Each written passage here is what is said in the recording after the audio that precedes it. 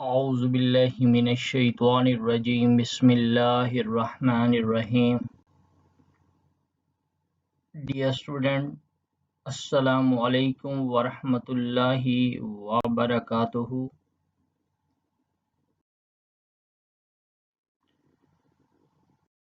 Student, today it's our 20th lecture on powder X-ray diffraction. The course is X-ray diffraction techniques and the course code is CAM 5134. Dear student, the key concepts of our today lecture are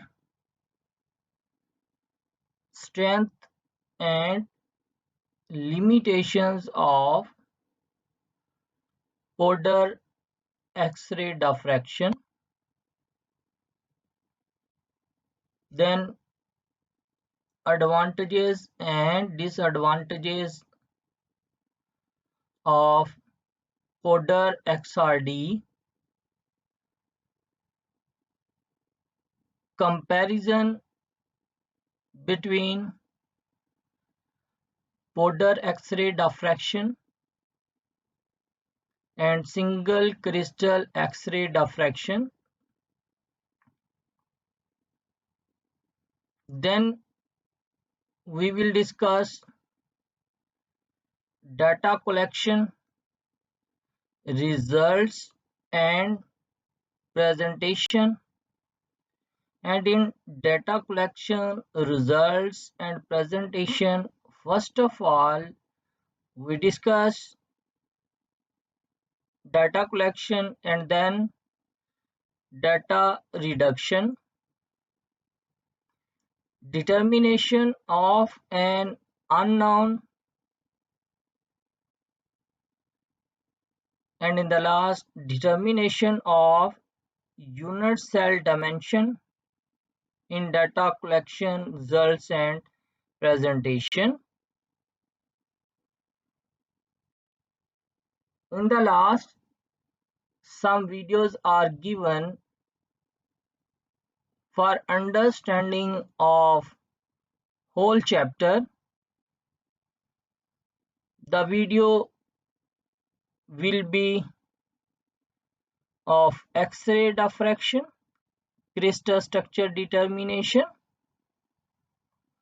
factors that affect X-ray spectra, how to plot X-ray diffraction pattern.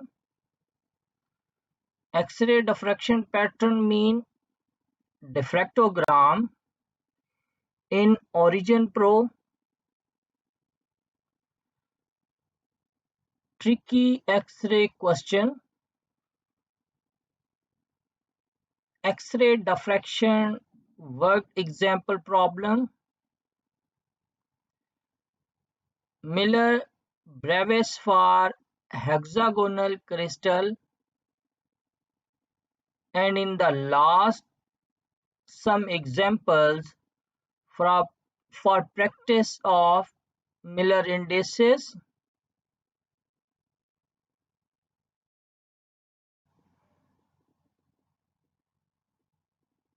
Dear student, now we start today from strength and limitations of powder X-ray diffraction.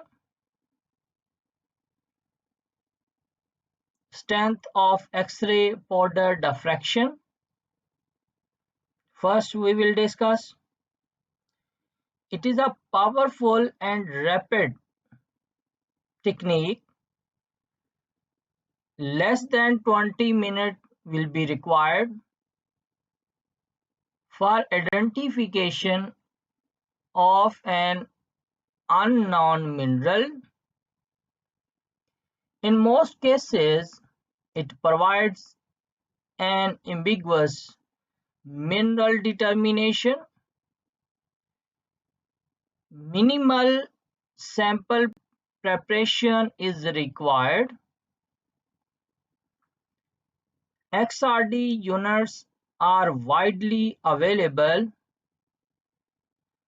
Data interpretation is relatively straightforward. So these are the strength of Porter X-ray diffraction. And now we will discuss what are the limitations of Porter X-ray diffraction. First, homogeneous and single-phase material is best for identification of an unknown, must have access to a standard reference file of inorganic compounds, mean having the data about d-spacing HKL,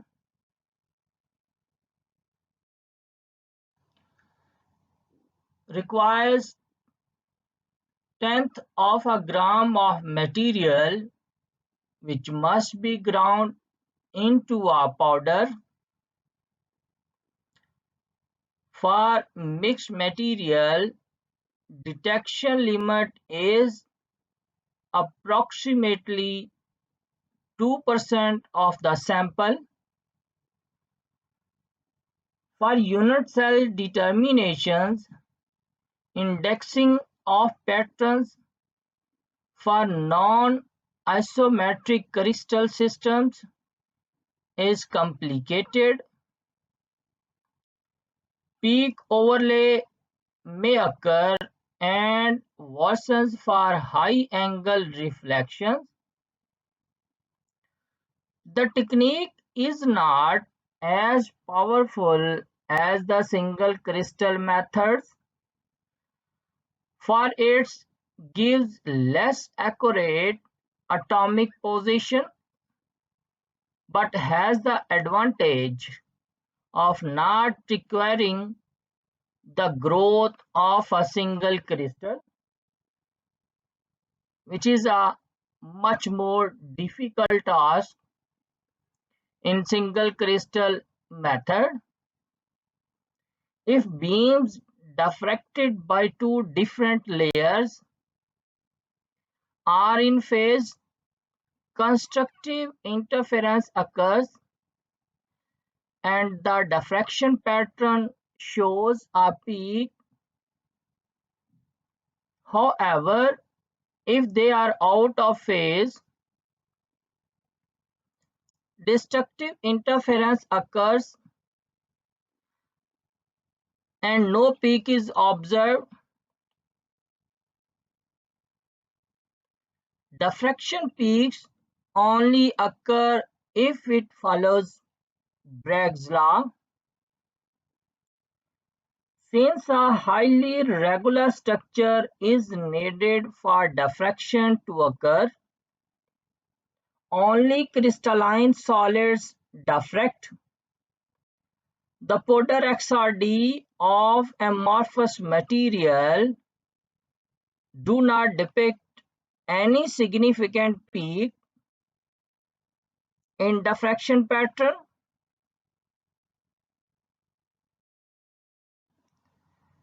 And now we will discuss advantages and disadvantages of Porter XRD.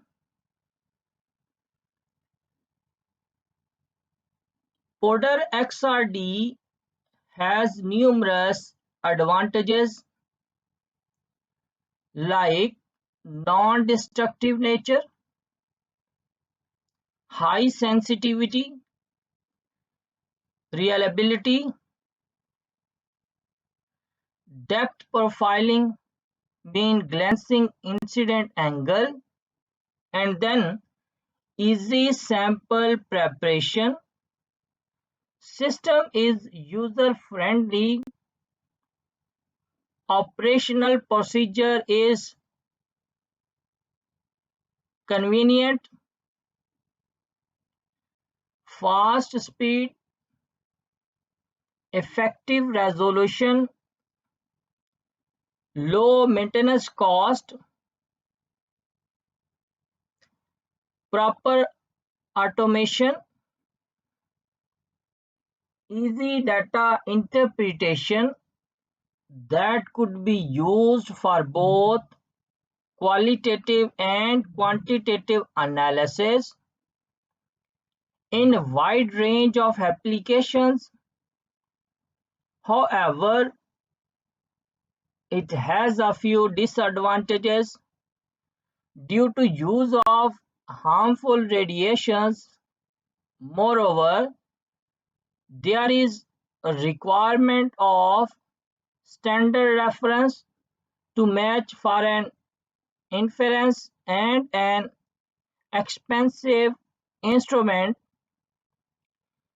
It is used to study the crystalline content, identify the crystalline phases, spacing between lattice planes, scales of existence, preferential order, and epitaxial growth of crystallites. Since every material has its unique diffraction patterns, so material and compounds can be identified by using a database of diffraction patterns. The percentage purity of a sample can be accessed by diffraction pattern by considering the proportions and composition of impurities present.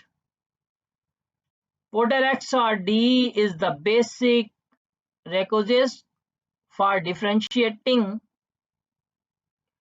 the crystalline sample from semi-crystalline, like in a polymer, for example cotton, and amorphous material like phenol formaldehyde complex resins. It is the primary tool for solid state characterization. Student, here is the diffractogram. Purely crystalline substances, due to the sharp peak,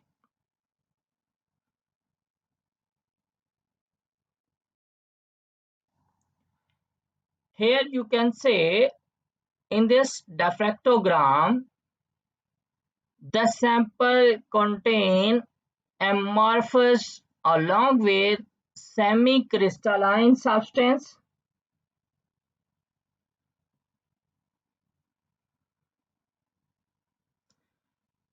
This is a peak for amorphous. As we already discussed, there is no proper peak in case of amorphous material, but in case of crystallite, means semi-crystalline substance, there are some points where some order occur or exists, and due to this order in crystallite or semi-crystalline, some peaks are appear in diffractogram.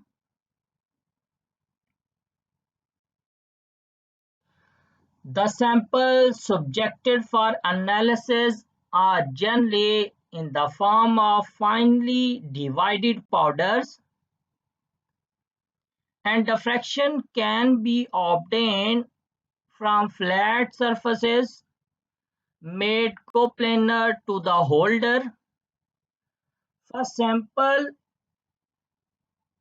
analysis, there could be a fast array including inorganic complexes, organic compounds, fiber, polymers, metals, composites, metallurgical samples, pharmaceuticals, earth sciences, microelectronics, and nanotechnology. Powder XRD can also be used widely to study and explore the pseudo-crystalline structure of mesoporous materials and colloidal materials, provided that the length scales are in the correct regime and proportion.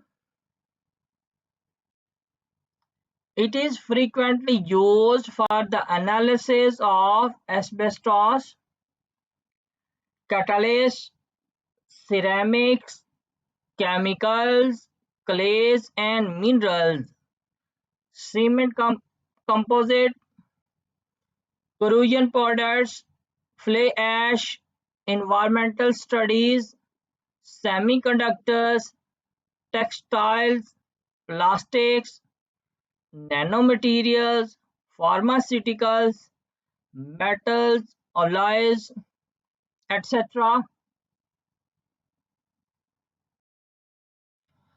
In short, we can say X-ray is the cheapest, most convenient and widely used method. There is no need of an evacuated chamber for specimen, as X-ray are not absorbed by air. So these are the advantages of powder XRD, and disadvantages of powder XRD. X-ray do not interact strongly with the lighter elements. Pure crystal of higher regularity must needed for analysis. Large crystals cannot be studied. We discussed in the previous slide a term thin film. So what is a thin film? A thin film is a layer of material ranging from fractions of a nanometer, mean monolayer, to a several micrometers in thickness. The controlled synthesis of material as thin film, a process referred to as deposition, is a fundamental step in many applications. So it's about thin films. Now we discuss comparison between powder X-ray diffraction and single crystal X-ray diffraction. The original discovery of diffraction was made using a single crystal rather than a powder specimen. Single crystal diffraction has dominated crystallography ever since. Through powder diffraction has had its movements and has seen a sustained revival over the last 25 years. The logic of using single crystal has already been outlined in the previous chapter. In short, a single crystal provides an ambiguous way in which a D HKL can be chosen and rotated, mean theta scan, to yield a diffraction event. However, powder specimens provide for an alternative strategy in which crystal rotation is not necessary The millions of crystallite present in a powder specimen are randomly oriented. There is no requirement for rotation since statistically all possible orientation are represented in the powder. For example, those crystallite at the appropriate orientation satisfying Bragg's law will diffract the X-rays, whereas those at the wrong orientation do not diffract. The simplicity arising from not having to grow a sufficiently large crystal nor having to provide an arranged sample orientation or rotation can be considerable in certain cases, though this gain, which we will see later, is achieved at some cost. We need to consider what are the ideal characteristics of a powder specimen. First, the individual crystallite composing the specimen must be highly crystalline. The crystallite must be randomly oriented to represent all possible crystal orientations. The size of the crystallite must be small enough such that a sufficiently large statistical number can be present within a powder specimen to represent all possible orientations. However, the size of the crystallite must also be large enough such that poor diffraction does not result from certain adverse effect of too small a crystallite size. If the crystallite have highly asymmetric shapes, for example like plates or needles, they will tend to become aligned when packed together as a powder specimen. The best shapes are termed equiaxed, the closest realistic approximation to the ideal shape, which would be a sphere.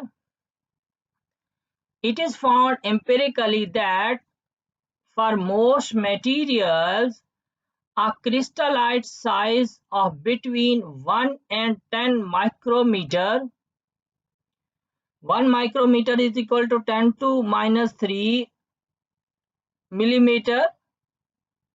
It is equal to 10 to minus 6 meter is ideal. For example, an ideal crystallite with approximately cubic shape might have a volume of 1 micrometer cube, mean 10 to minus 9 millimeter cube or 10 to minus 36 meter cube. Summary of the comparison between powder XRD and single crystal XRD. Powder XRD is not as powerful as single crystal XRD. Powder XRD gives less accurate atomic position as compared to single crystal XRD. Single crystal XRD requires the growth of single crystals, while there is no need for powder XRD. In powder XRD, sample must be in powder form, while in single crystal XRD, only single crystal is required. In powder XRD, large crystallite sizes and non-random crystallite orientation both lead to peak intensity variations. Potter XRD obtains diffraction pattern for bulk material of crystalline solid, while single crystal XRD does not necessarily represent the overall material. In Potter XRD, diffraction pattern is obtained from a powder of material. Rather, in single crystal XRD, individual crystal gives the diffraction pattern. Powder XRD is easier and more convenient than single crystal XRD as it does not require individual crystal be made. X-ray means single crystals will be scattered only in certain directions when they hit the formed lattice planes formed by atoms. This will cause high intensity peaks.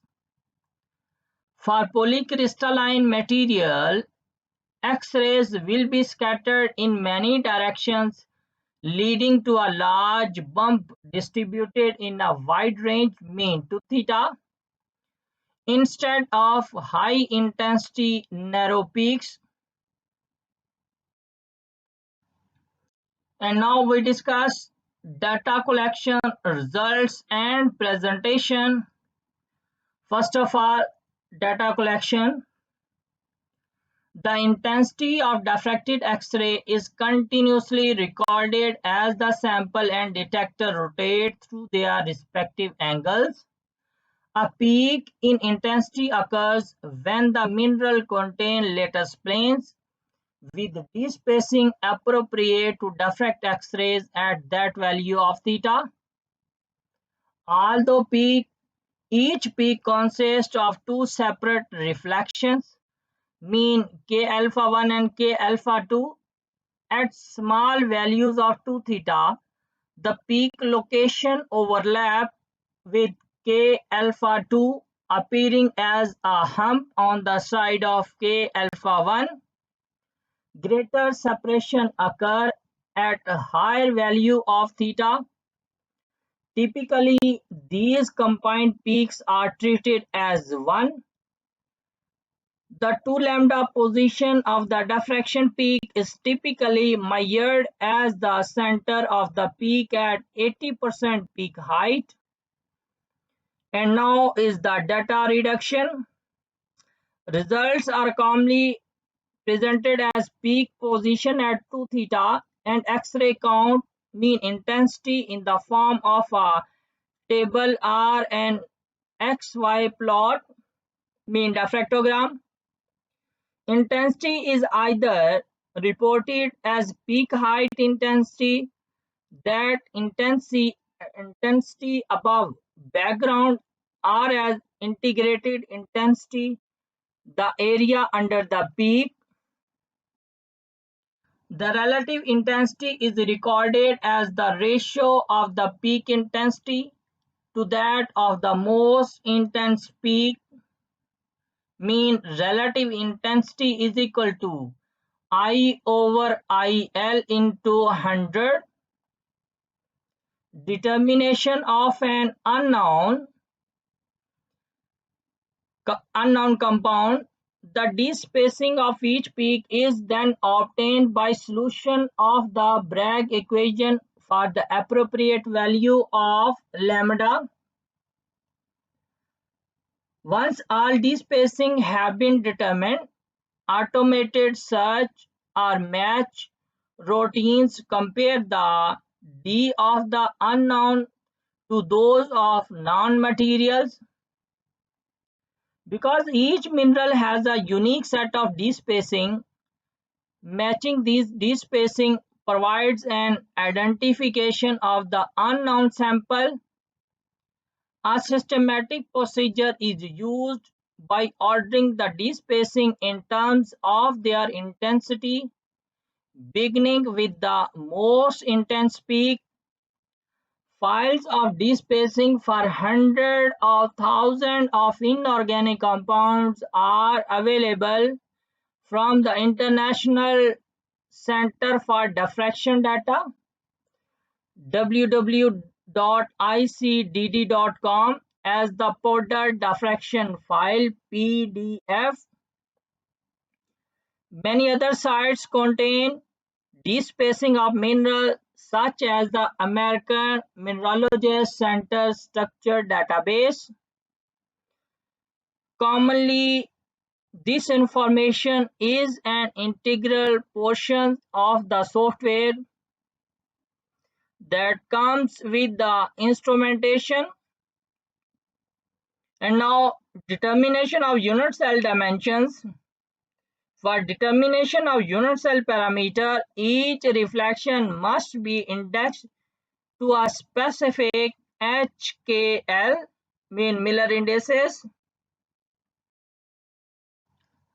Student, इससे आगे जो है आपको कुछ videos के link दिए गए हैं। ऑलमोस्ट आपका एक्सरे का पोर्शन यहाँ पे एंड है। अगर आप इन वीडियोस को देखेंगे तो जो आपने पीछे लेक्चर्स देखे हैं उनको दोबारा आप रिवाइज कर सकते हैं। लाइक फर्स्ट अब आपके पास है X ray diffraction mean crystal structure determination, link is given here.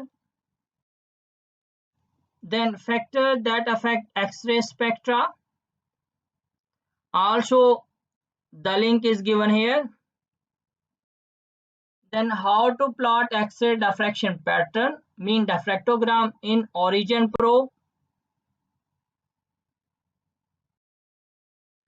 Tricky X-ray question, different question जो हैं आपको जो एक्सरे के रेलेवेंट उनका सॉल्यूशन इसमें दिया गया है।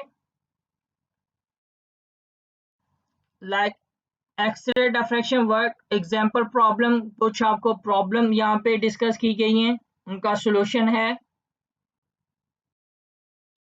Miller Brevets for hexagonal crystal, in detail discussion is given in this video. And in the last, some example for practice of Miller indices are discussed in the given video. Dear student, here is the end of our today lectures of Porter X-ray diffraction. Any question regarding to our this lecture or to our previous lectures, you can send me that question at my email ID maslamchemist@hotmail.com, and I shall send you the most appropriate answer of your question as soon as possible.